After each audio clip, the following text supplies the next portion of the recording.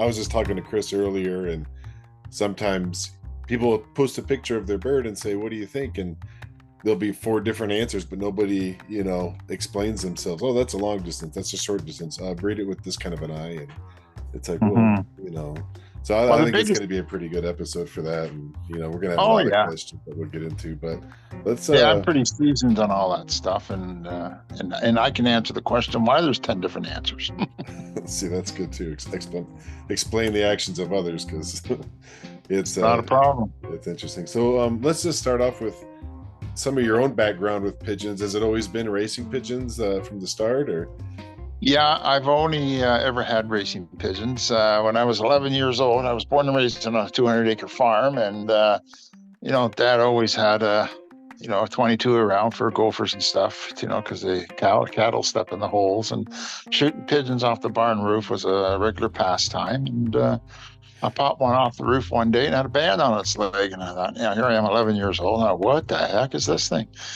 And nobody could tell me for a couple of years. I phoned different places, and nobody knew what it was. And then I was telling some kids in high school about 2 years later, and they said, well, ask that guy over there. He keeps them in his backyard. And the guy's name was Ray West. And my dad drove me over to his place, and sure enough, he had a loft full of racing pigeons. And I came back with 3 pair, and we set up a loft in the barn in the granary. And I've had them ever since. That's 56, 57 years ago now. Was there any racing clubs in that area when you were getting into it? Oh yeah. Oh, it was race. There was racing was big back then in my area. Back in that area, there was. For my location, I could have joined any one of 4 different clubs, but I had just had them for the first couple of years, and then I joined the Barrie Racing Pigeon Club. And of course, as a newbie, I didn't know shit, and didn't know how to train, didn't know how to feed, didn't know how to do anything. And then as time went on, used to be pick things up, and I befriended a fella named Johnny Pfeiffer, who's passed away now.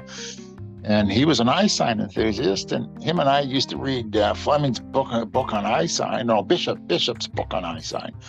And then we kind of got on the Eyesign through Bishop's book. I never really did understand the terminology or anything there, because we were just starting out. But we used to take off at high school at lunchtime and go to his place and put eyeglasses on his pigeons and try to reference them to the book. And, we were just kind of learning. And then we used to take weekend trips and go to all the top lofts and ask to handle their winners and ask to handle their breeders. And we were keeping notes between us, Johnny and I, and we started noting that certain factors in the eye of breeders and racers were consistent.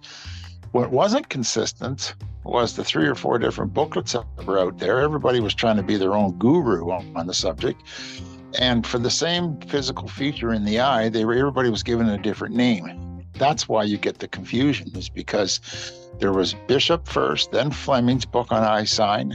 Then there was the fellow from South Africa that had the fellow from South Africa, and there was another guy that wrote a book. Oh, Myron Kulik from the U.S. He had that website, 101 Eyesign by Myron Kulik. Eyesign 101, that's what it was. And he was a friend of mine.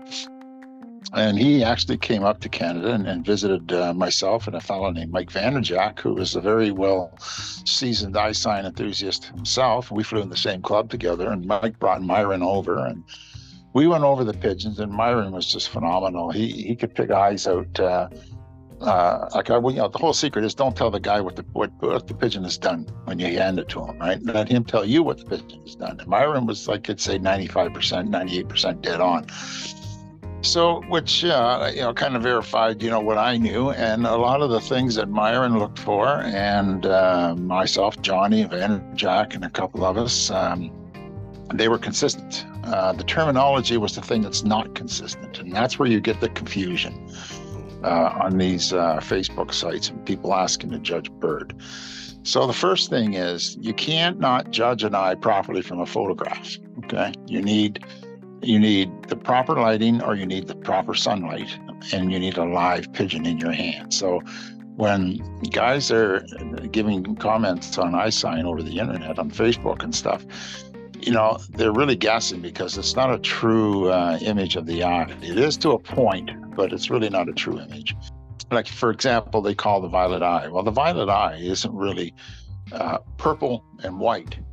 The violet eye has a ruby background, but it has the circle around the correlation around the pupil, which the circle of correlation is kind of a common word. Everybody agrees on that one, more or less.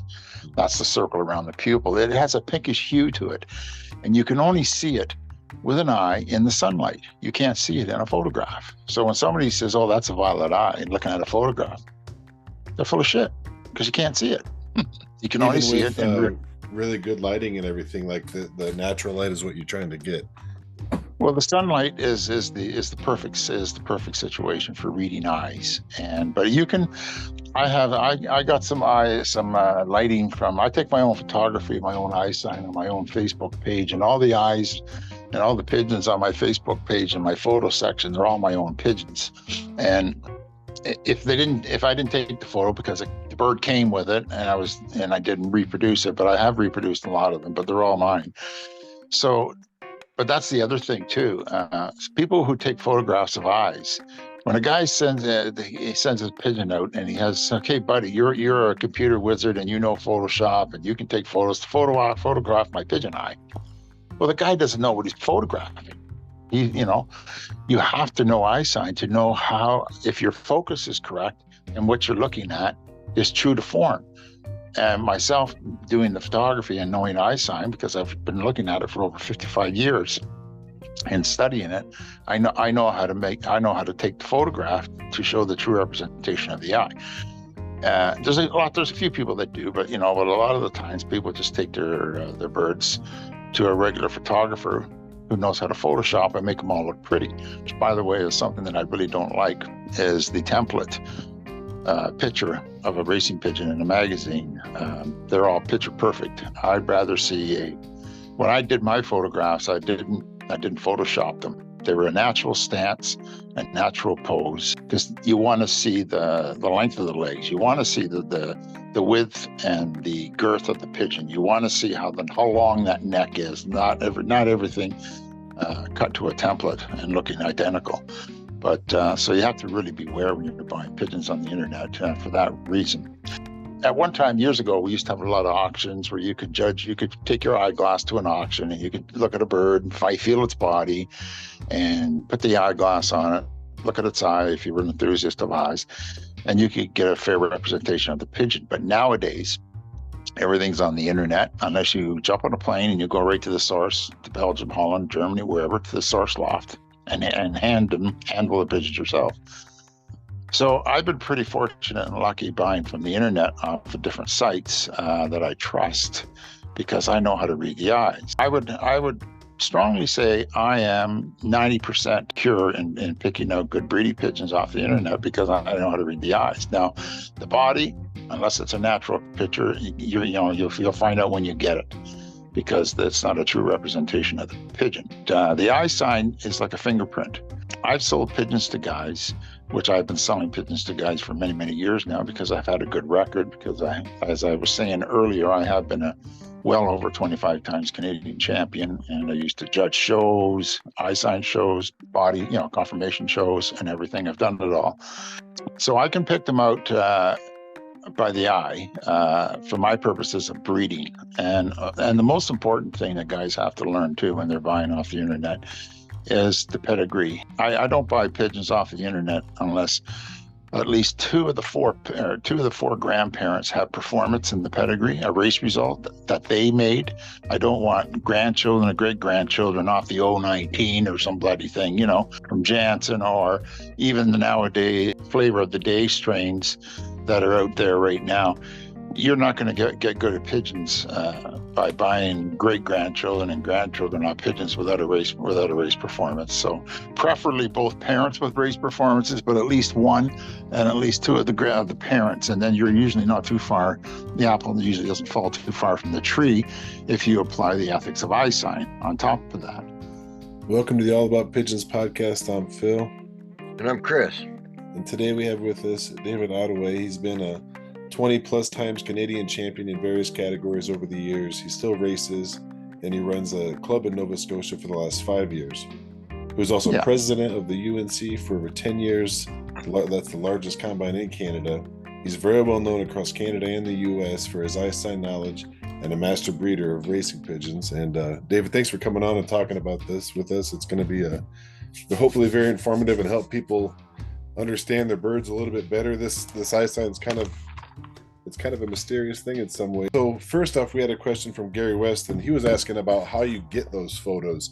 And I've seen on the Facebook group that some people have clip-on things for their cameras on their phones, and you were just talking about using, natural light. So I guess, how are you holding that bird to get it to hold still? How are you getting this picture? Are you taking it outside? What's the way of doing that? Okay, the cheapest and quickest way to do it, a cheating way, is you take a sock. You cut the toe part off the sock, and you slide the pigeon into the sock and stick its head out the end where you cut the hole. Now you've got control of the pigeon. It's not going to fly away on you if you take it outside, right? Right. Right. And then you turn this. You always got to turn the beak of the pigeon into the sun in order to get the pupil to dilate and shrink. Or if you're using artificial light, you have to have a light. Like I got these lights, LED lights that I got from Taiwan or China. They're just a clip-on onto a table, and it's a very bright light. Not to blind the pigeon, but what it does is, if you turn the pigeon's beak into it, as if you were turning the pigeon's beak into the sun, it will shrink the pupil, and that's where you get your best Eyesign shots, where you can see the most detail. These guys that take pictures with their cell phones with the improper lighting, and they ask to judge their eye, it's impossible. You can't. I mean, you could take a guess at it, but if it's not properly set up correctly, either with the natural sun outside, and the best time to take the pictures of eyes outside is from 12 noon to 2 p.m. when the sun is at its highest peak, and then you turn the head of the pigeon into the sun, and then you use your equipment there to photograph. Now, I had my camera. I just had a 780 Canon Sure Shot with a macro lens on it that I ordered from the photography shop. It's a macro lens for doing close-ups. You could photograph the hair on a fly's back with this lens. So you have to have a camera with a macro setting, and you need a macro lens attached to the camera. And then you set my camera on a tripod so I don't have to hold the camera. And then I have a clicker attached to the camera that I take the picture holding a button, right, in my hand. So all I have to do then, but I don't use, or the sock I used to use, but then I built a little box, about 12 inches long, about 6.5 inches wide, and it had 3 sides to it, and the top was open. And then there was a slider that went in the top, and then I had a half moon cut at the end of the top of this box. So you put the pigeon in the box, then you slide the top on it, and now the pigeon is contained in this box with his tail sticking out the end or whatever, but his feet are tucked up in the flying position, and the wings are closed in the box, and the head is sticking out. So now I set that box on a table if I'm outside, or even if I'm in my basement with the proper lighting. And now I can jiggle the box around, move the box, and I hold the pigeon's head with one hand, and I bring the head into the focus of the macro lens on the camera. And when I turn the head just to the proper right direction, that pupil will shrink when you hit it properly. And there's going to be, you ever see photographs, you see a dot in the eye. If the guy's using an artificial light, it's a dot. Sometimes, and if it's the sun, it looks like a star. You'll know the guy knows what he's doing, that you should always adjust the head so the star or the dot is at 12 o'clock in the pigeon's eye. That's where the pupil shrinks. If it's down at 4 o'clock, 9 o'clock, 6 o'clock, it's all wrong. The dot or the star from the sun or the dot from the artificial lighting has to be at 12 o'clock, 1 or 12 o'clock on the pigeon's eye when you take the photo. And then the pupil will be properly shrunken. So, that's basically how you do the photo. Yeah, I was curious about that, with holding the wiggly bird like that and getting such a still, detailed. When you're looking at a pigeon eye, just to kind of give us a foundation here, so we got the pupil. Can you kind of break us down from the inside out, all the different rings and what they represent in the pigeon eye? Okay, so there's different theories on it from different people, because everybody wants to be their own master of the eye and say, this is my idea is the best. But I just use common sense, starting with the pupil. Everybody wants a small pupil that shrinks to a pinhead in the sun. Great, I like it too. Those are more consistently for your 300, 400, and 500, 600-mile pigeons when the pupil shrinks to a pinhead, or you can shrinks to a diameter that you could fit that diameter 3 times from the center to the edge of the eye. That's how far the pupil should shrink. Then there's other pupils that doesn't matter how you adjust them in the sun or with the proper light, they'll only shrink halfway down. And people say, well, those pigeons are no good because it's got a large pupil. That's where they're wrong. Those pigeons, in my law, are my sprint to middle distance speed birds. They don't need the pinpoint pupil to fly 100 to 250 miles or 300 with the tailwind on a sunny day. The larger pupils will do just as well on the fast races on an easy course. Where you need the small pinpoint pupils, or the pupils that shrink, say 3 times the diameter, when the light hits them, those are required for tough long distance racing, or just a bad day, for nasty weather. So there is a place for those larger pupils. It just isn't at the distance, and it just isn't on a dirty day. On clear sunny days with a tailwind, those large pupils will beat the small pupils 60-70% of the time, because horses for courses. Now, the other thing that I really must impress upon people is Eyesign is only one portion of the pigeon. People get tunnel vision and they go nuts, and they go all Eyesign, and they judge their whole loft on Eyesign, and they're forgetting there's also bone structure, there's also muscle, there's also feather quality. There's also wing structure and conformation of the wings. The different lengths in the wing butt, from the shoulder bone, the long bone and the short bone coming out of the shoulder. The long bone are your speed birds, the short bone pigeons. Well, let's not call it speed. I go by hours on the wing. Your pigeon that can only do 8-9 hours on the wing has the long shoulder bone coming out of the body. That long bone where you put your finger in there and you feel the length of that first bone that comes out. I call it the elbow. Yeah. The shorter that bone, the more hours on the wing the pigeon can do, because it's got to do with when you're rowing a boat.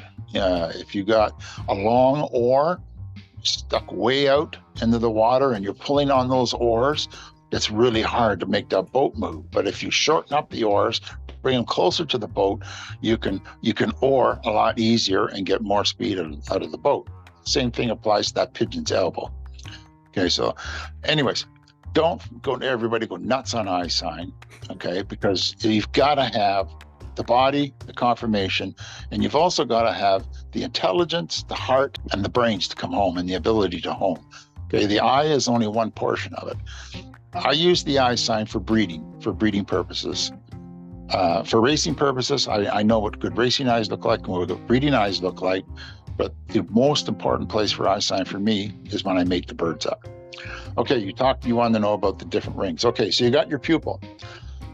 And then everybody calls the next ring the circle of adaptation. By the way, I don't have any notes in front of me. This is all off the top of my head, in case anybody's wondering. I'm not reading nothing. Everything's in my head. Now, this circle of adaptation, I used to think quite a bit about it when I was younger, because that was Bishop's deal. He's the one that started that adaptation thing.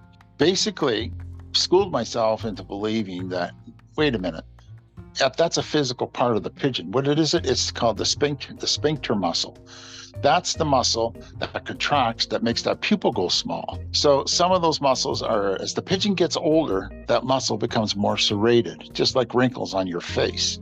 When the pigeon's younger, that adaptation ring is more smoother and wavier. And as the pigeon, and some families of pigeons, like the old long distance strains, the Fabrés, the Cyans, the Stassers. By the way, that's what I started out with, was Charlie and Heinzman Stasser, Cyan and Stasser. Those were my first family of pigeons back in the 60s, 1968. But anyways, they all had a very jagged circle of adaptation, or I call the sphincter muscle. After studying over the years, I got confused because I was finding really good, everybody said they had to have a really jagged sphincter muscle or adaptation to be a good breeder. And I found that not to be true. So I pushed that one aside. I don't care about the sphincter muscle or the circle of adaptation, as it's called. It means nothing to me. The next circle, the ring of correlation, is everything to me. That's where the eye sign is found, the sign itself. That's where you find your depth. That's where you find whether your pigeon is going to be a speed pigeon, short, middle, distance, speed, or long end type pigeon. As I said earlier, the larger pupils I believe to be your sprint to middle distance pigeons on a clear sunny day. They'll do it, but they won't do it on tougher days at a longer distance. So let's go on the premise of small pupils. So if the sphincter muscle is very strong in the pigeon's eye, it will shrink that pupil down and give you your long distance looking pupil that everybody likes to have. And I like it myself. Then the next ring, the ring of correlation, as it's called, we all kind of agree on that one. I don't see too many people calling it anything else. Vertical lines and horizontal lines. They call them speed lines and they call them long distance lines. I've studied a lot of the eyes from some of the fellas there in Great Britain and Germany. There's a lot of the guys over there. The non-believers will say the Europeans don't believe in it. Well, they're full of shit because they do believe in it and they do use it. They just don't tell you about it because they're still working on the premise it's a secret and that's how I'm going to beat you by not telling you. But a lot of them use it. But anyways, vertical lines that go from the pupil out to the outer edge of the ring of correlation, they're called the speed lines. The ones that go in circumference of the pupil inside the ring of correlation, they call distance lines. Well, I have a little different opinion on that. I have had 500-mile day birds when there was only like 3 birds clocked in the day, and I had 2 of them. A couple of times I had all 3. The pigeons had the small pupil. We all agree on that. But the pigeons not only had what they call the distance lines, they had a ton of vertical speed lines. So I'm not totally convinced that this vertical speed line is a speed line, okay? Because I see it a lot in my long distance pigeons. And we fly a headwind course here over mountains. The Appalachians, the tip of the Appalachians starts in my province in Nova Scotia and runs down in through New York. So we're on on the top end of the Appalachians, and our pigeons have to cross over that from 300 miles. At the 300-mile point, that's where it starts. And we send them to the other side towards the St. Lawrence River. And we fly a predominantly headwind course. So our pigeons our normal race for us is 1,000 meters a minute. I don't know what that is in yards. American, I've lost track of the conversion there, but I don't know, 800 to 1,200 meters a minute. So I think that's slower in miles per hour because we're on kilometers. I used to be on miles per hour, but I've forgotten it now. So anyways, tough course. All right. So my long distance pigeons in that circle of correlation, they have the circumference lines, which people call distance lines, and they also have the vertical lines. So maybe what we're all looking at here and don't realize it is we're looking at a long distance pigeon with a lot of speed in it when you see the vertical lines. So it doesn't necessarily mean the vertical lines mean it's only short, middle distance speed bird. It could also mean it's a very fast 400, 500, 600 mile pigeon as well that I found by seeing those lines, because I've seen it in the short middle distance ones, and I've also seen it in my 500 mile pigeons when I flew in Ontario. 300, 400, and 500 miles, 550, 600 miles was my specialty in Ontario because I loved old birds. I never flew young birds for 9 years because I hated dealing with them. I just trained them out and started them as yearlings, but that's another story. Don't go crazy about too much about the ring of circle of adaptation, they call it. It's just a sphincter muscle as far as I'm concerned. It's the same as a bicep muscle. We all got a sphincter muscle in our eyes too. That's why our eyes dilate. So that's all that is. I don't think it has any importance on the pigeon for breeding. Maybe for racing, because it'll shrink the pupil for the distance. That's about it. But the shape of it has no bearing on anything because it distorts with the age of the pigeon that I find. Now, within this circle of correlation, what people call distance lines, they're depth, they're layers in the eye, okay? So you look at some circles on the pigeon. Okay, the wider the circle, I like. Most of the 100 to 400 mile pigeons, speed birds, have a wider circle of correlation, which everybody goes, "Ooh, look at the size of that. That's great." Most of your 3, 4, and 500 mile tough weather pigeons or long distance pigeons, they have with the small people, they've also got a small circle of correlation. So you've really got to know your stuff, how to look into that small circle and see the same thing that's easy to see with the larger circle. All the stuff is still there that you would see in the larger circle that's easier to see, but in the small circle, it's just harder to see. So the eyeglass that I use is a 1 inch by 10 power. I don't like 15 power. 1 inch is the diameter of the eyeglass. It's easier to focus. The half-inch diameter is very hard to focus. And I don't like 15 power glasses because, again, when you put the glass on there, the slightest movement distorts your vision of the eye sign you're trying to look at. So a 1 inch diameter eyeglass, jeweler's glass, with 10 power is more than enough to see all you need to see for reading eye sign. Now, what's even better, when you take your own photos, you can blow the photos up and then you can really see the inside the circles. And that's what really educated me. When I started taking my own photos, I could blow them up on the computer and I could really see every detail in the eye. So layers in the eye is what's required for the distance. Okay, they call them distance lines, but I see it as the physical feature as being layers within the circle. And when the pupil shrinks, it's like a funnel effect. And that was Myron Kulik, friend, always called it the tunnel effect. And he was right. The smaller the pupil gets, the deeper it is inside the eyeball of the pigeon. And I think it almost mimics a telescope. So it increases the pigeon's vision and it enhances the pigeon's ability to home in a lot quicker. Now, I've read, so the small pupil for the distance, but also has to have the ring of correlation. But the circumference of the distance lines, to me, are layers in the eye. The more layers you have, the longer distance the pigeon. In some circles of correlation, you'll see 1 or 2 big fat layers, okay? And then on other ones, you'll see 50 or 100 smaller ones, but they're all there. The longer distance pigeons have those big fat ones. And the middle distance pigeons have those smaller and more of them, circles in the ring of correlation there.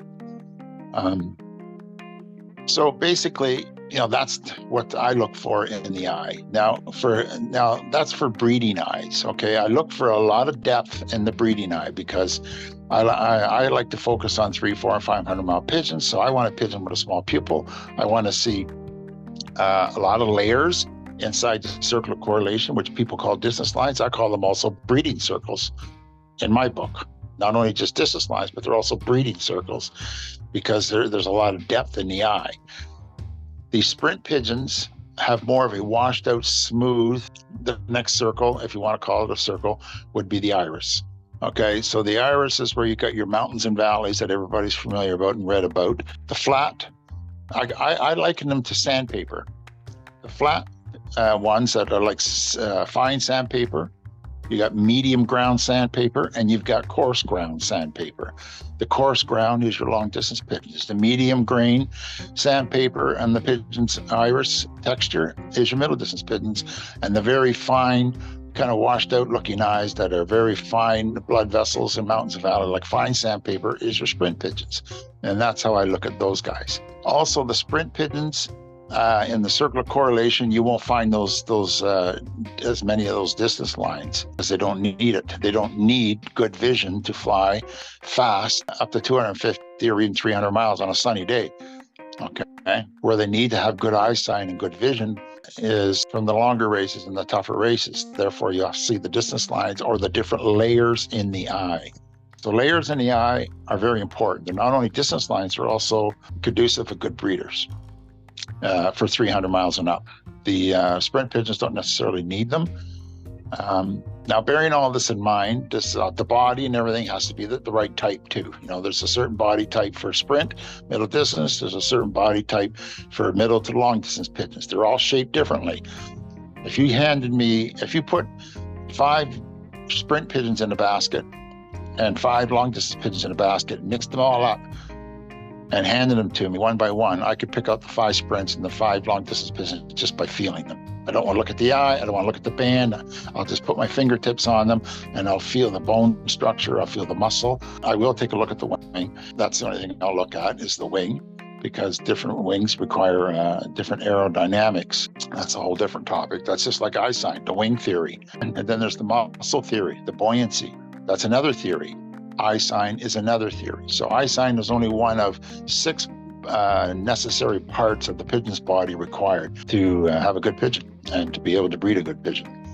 So the iris, the sandpaper effect, smooth, medium, and coarse. That's how I grade them. Smooth is sprint, medium is middle distance, coarse is long distance. So the more mountains and valleys in the iris, and the richer the color, I like for your middle and long distance pigeons. The shorter distance pigeons can be washed out somewhat, and they won't have the. They may have some speed lines in there, but they won't necessarily have the ones going around the circle and the circumference, which people call distance lines. That's a lot to take in, and it's all very, very interesting. I'll have to go back and listen to it again. You know, it's all real good. My question is, what do you think about a bull eye? And can you kind of explain that? I know you can see through that. Is that something you don't look for, you do look for? I judge the bull eye the same as I would judge a nice pearl or a nice yellow or chestnut eye. You judge them exactly the same. The eye sign in a pigeon is found in the ring of correlation. That's my belief, and I'm steadfast on that. So if that bull eye, the only problem with a bull eye or a pied eye, right? Pigeons with white on their head have broken eyes. They have half bull.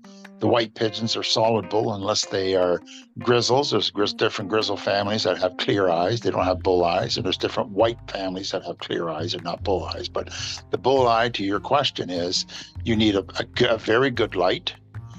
When you get the proper lighting and the proper angle of the pigeon and looking at it with an eyeglass or taking a photo of it and blowing the photo up, you will find that it still has a ring of correlation. It still has distance lines. It still has speed lines.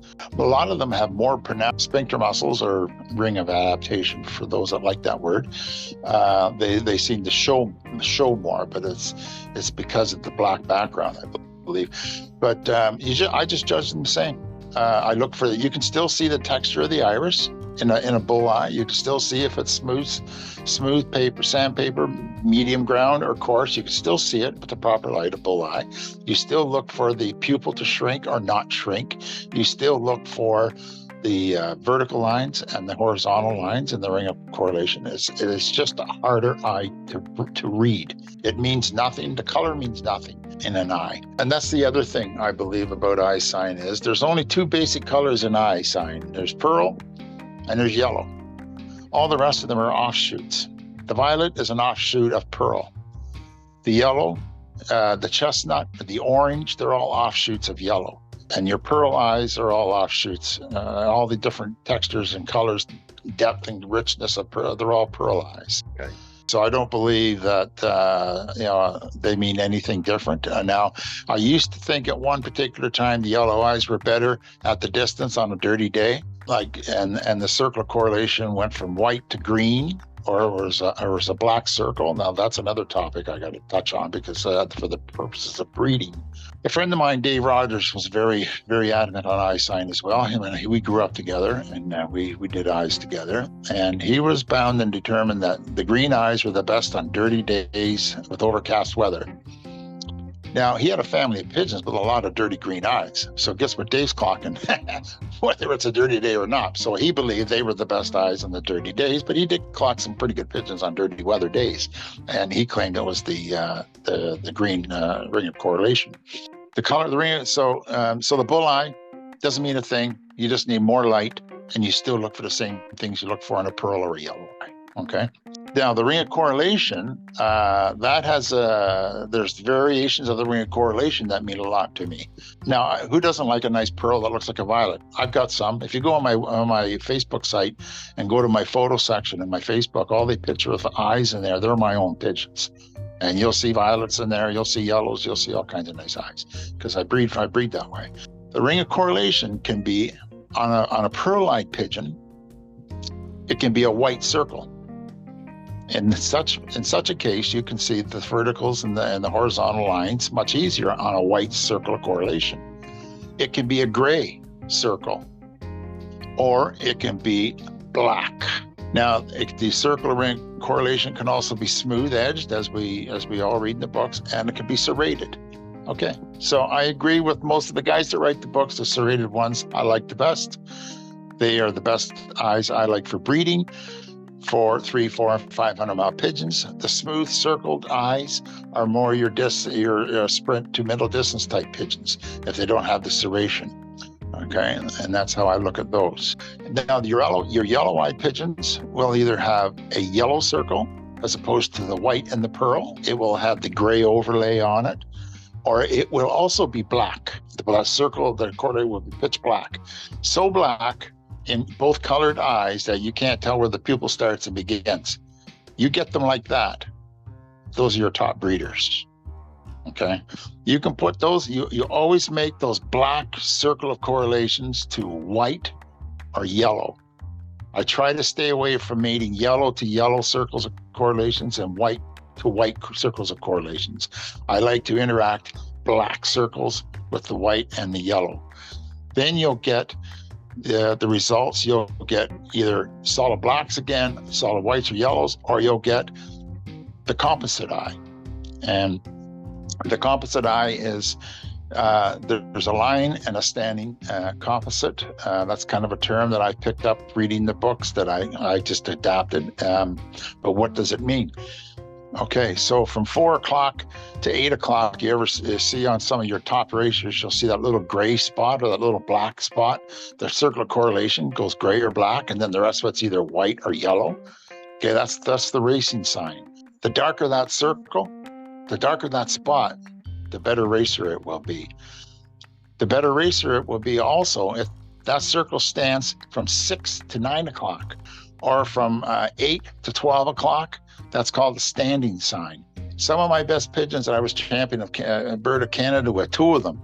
Long distance champion, was also sprint champion and also middle distance champion birds that I bred on the Canadian Racing Pigeon Union Canadian Champions. They had standing composite eyes. The black, the dirt little black spot within the circle was higher up. It started at 7 or 8 o'clock and it went right to 12.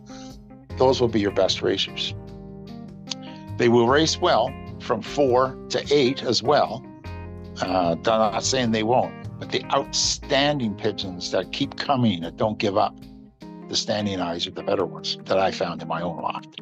That was the iris, the sandpaper reference. Now, the outer ring of the eye, whatever color the circle of correlation is around the pupil, whether it be white, yellow, or gray, there's another ring around the outside of the eye where it meets the skin, right on the very edge of the iris.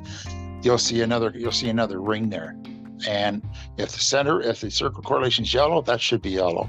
If it's white, it should be white. And if it's a grayish color, it should be a darker color on the outside as well. So basically what that is it's the underlying color of all the layers of the iris. It's the base color. And if you could see it plainly on the outside of the eyes, a lot of the better breeders are very pronounced and very wide, I found. And I read about it, just like everybody else did from all these guys that wrote books 10, 15, 20, 30, 40, 50 years ago. I watched it, I studied it, and there's some truth in that the ring around the fifth circle, it's called.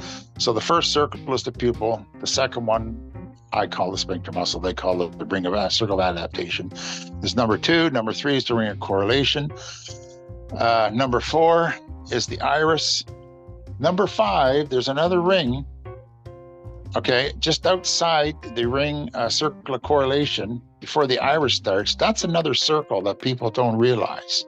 Okay, so the iris is actually the 4th circle, and the 5th circle is the outer ring. Now, my friend Dave, he contended that the best pigeons had 7 circles in their eyes, but they're very rare. I haven't seen too many of those, but they're the 5 basic rings are what you want to look for in a nice, well-balanced eye. It's too bad. Photos. I got photos of all this stuff, but how do you explain it in words? I think I don't know, are you getting the point? I'm kind of making notes of myself, and thinking about, working from the inside out and looking at that. Kind of an off one, but does this translate over to other breeds, or is this strictly for racing homers? It's only for racing homers. What they are. Other breeds like show pigeons, Jacobins or rollers or high flyers. Yeah. Have they got these qualities in their eyes? Yes, they do. But they're of no value. Maybe in high flyers. I don't know. Never had them. It's strictly for the purposes of racing, because what people are trying to figure out is how to make their racing pigeons, how to breed better pigeons, and how do I replicate that champion?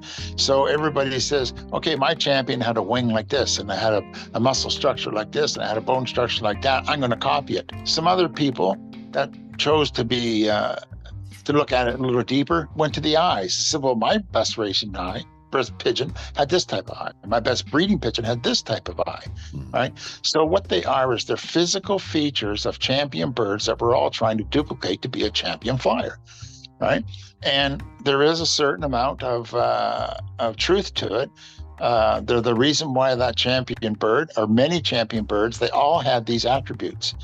Now, does a high flyer, does a roller, does a fantail have good eyesight? Sure they do. Some barn pigeons have good eyesight. It's of no value to them because they're not racing competitively. We're looking for the competitive edge. Okay. So you're kind of sneaking you're reading. Would you say that it's almost like being able to read into the genetics of that bird by understanding it? Okay. Yes. And again, family traits. I started saying some stuff earlier about I've sold a lot of pigeons across Canada and into the States over the years, and I've gone to guys' houses, more so in Canada because they're accessible to me, and I go visit them, and they'll show me a basket full of pigeons, and I say, well, that's off that old checker cock I sold you. How did you know that? I can see it in the eye. Or some guy will hand me some more, and I'll say, oh, that's out of the old red hen, or that's out of the old blue bar hen 498 that I sold you. How did you know that? Because Eyesign is like a fingerprint. Certain families have certain traits, and you learn them in your own family of pigeons. You study it and you learn them. All the children, grandchildren, great-grandchildren, they'll pass on those traits onto their offspring. Therefore, you're on the right track because you're reproducing the good ones, right? If they don't have it, then you're going the wrong way, and you're not improving. You're leading them. Yeah, it's like a fingerprint. Eyesign to me is like a fingerprint. And certain families, okay, like the Ardens.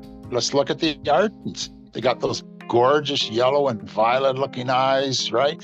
With purple circles and purple irises and nut brown and yellows.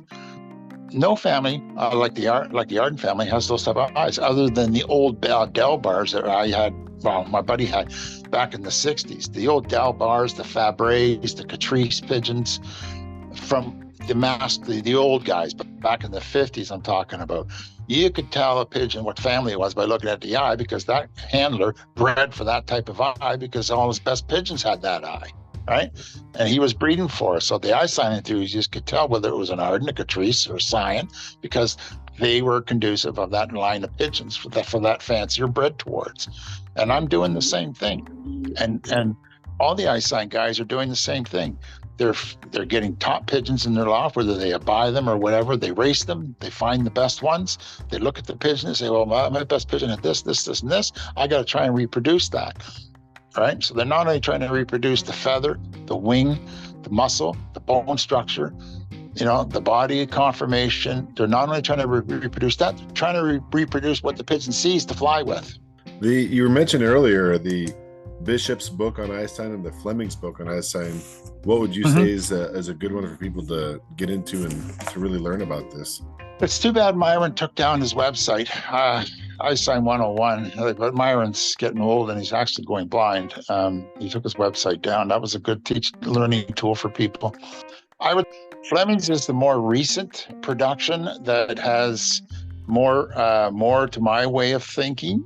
Bishop was kind of the first guy that put a book out in Great Britain, and he hit on some very valid points, but some of his he kind of, I think he went a little overboard.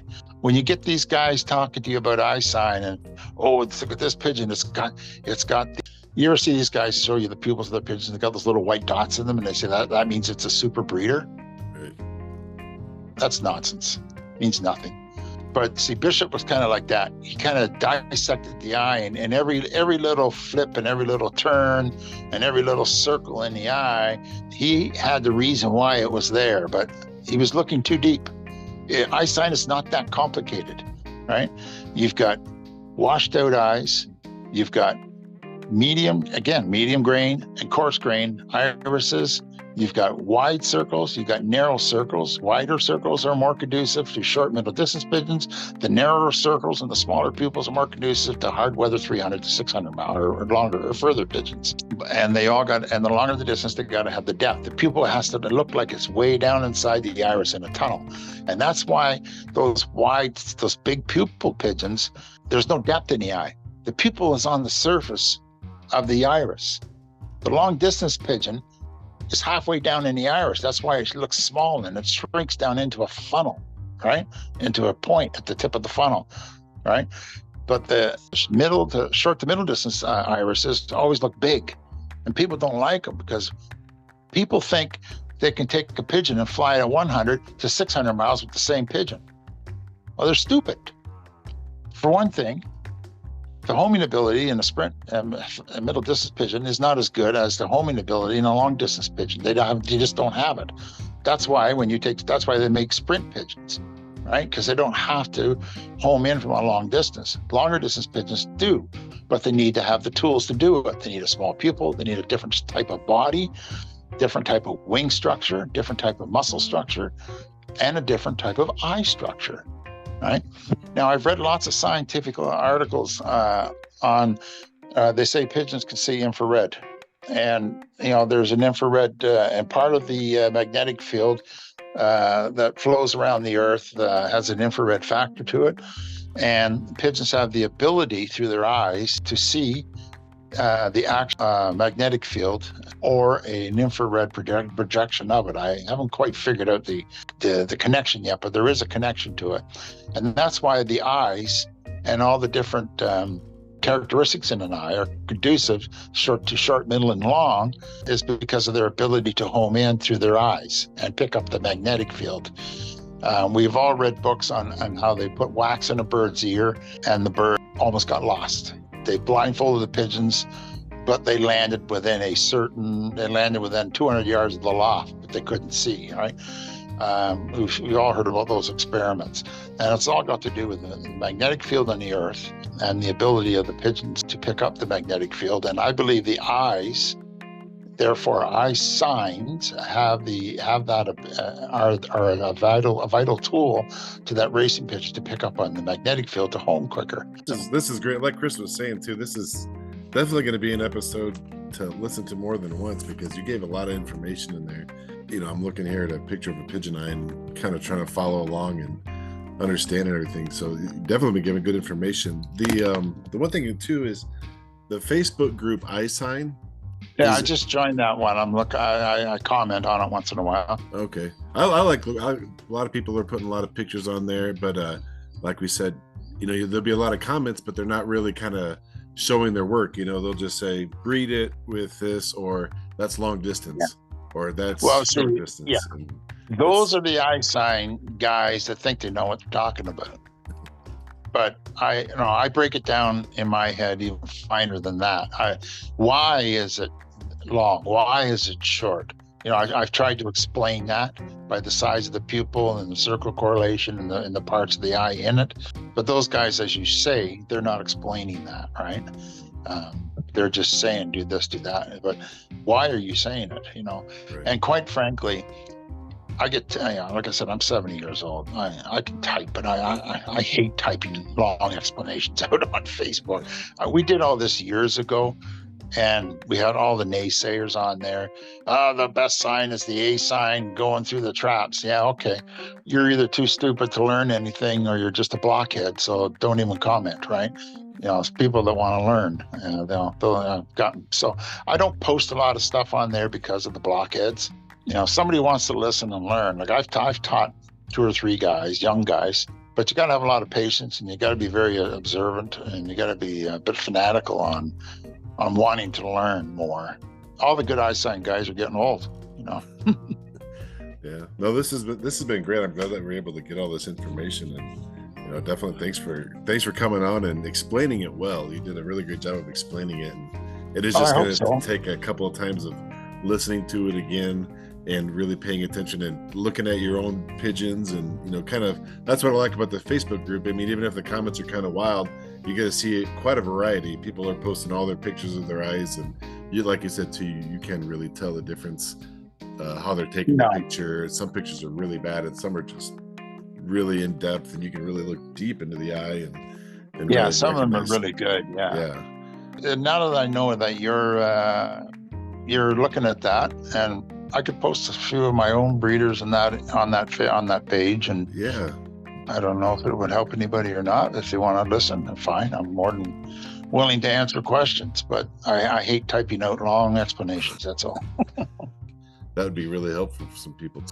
It's definitely been something people have been looking at for a very long time, and it's obviously something that is still looked at every time you, like we talked before, when you're looking at buying racing pigeons online, or but just showing you a champion, it's the picture of the bird, its status, its pedigree, whatever, and then a picture of the eye. So there's something there, and you definitely, I liked how you were talking too about being able to pick out birds and recognizing where they came from, what their pedigree was just from their eyesight. I mean, that to me is kind of like the Pepsi challenge right there. Oh yeah. Since I sold all my, since I moved out of Ontario and got here, I've kind of I'm in the retirement mode of pigeon flying out here. I'm laid back. Like Ontario is like a lot of other places in the States. They're everybody's hot to trot, and everybody's backstabbing and biting each other for because they didn't. I kind of got out of that. That's why I got rid of I got sick of it, because I dominated the Up North Combine. I was one of 5 lofts that dominated the Up North Combine for over 15, almost 20 years. Nobody could beat. And I had a lot of friends, but they weren't in the combine that I raced in. They were in other combines that didn't ever. All the ones that raced against me, they hated me, right? And that's just pigeon flying for you, right? And right. So I just got pissed off with it, and I finally said, enough is enough. I don't have to prove nothing to anybody. And then I moved out to the East Coast, but then these are really nice guys out here. They're good natured. Sure, we like to win, but we all still pat each other on the back and congratulate, and like we used to be when I was a kid. And it's a whole different atmosphere out here, right? So I'm back, and I'm enjoying the birds more now because I'm not in with the sharks. I used to be a shark, but I got out of the shark ocean. Oh, that's cool. Well, we're definitely come up. I appreciate you kind of staying on a little bit longer with this, and giving us a good explanation, because it's hard to sum up something so big in a short period of time. So I appreciate you staying on with us. I know, especially. Hey, it's my pleasure. I've enjoyed it. I like to pass on my knowledge. Hey, if we ever get a request for me to come back on again, and people come out, because after they hear this, if they have more questions, jot them down. Put me on again and ask me those specific questions. Absolutely. This is great. Yeah, we'll definitely keep that open too, because this might open a jar of worms, Hey, you never know. There might be some folks that say all BS and come back at us with some little bit of argument or maybe heated discussion. Yeah. Oh, well, there is no doubt in my mind about it. I've been all through it. Like I said, I've been doing this for 55 years, and I've been in every heated discussion you could. So I know all about it, and I've been there, done that. It doesn't bother me a bit. Well, I mean, that might make for some interesting dialogue. Yeah. Oh yeah. Definitely. The thing is, I don't know how old you guys are, but like I said before, I'm 70 years old. The older I get, the less I give a shit what people think of me. So I'm going to tell you what I think, and if you don't like it, fine. I don't care. If you can use it, great. I'll tell you more. Very cool. Well, thank you very much, man. Yeah. Thanks for coming. My pleasure. It's been fun.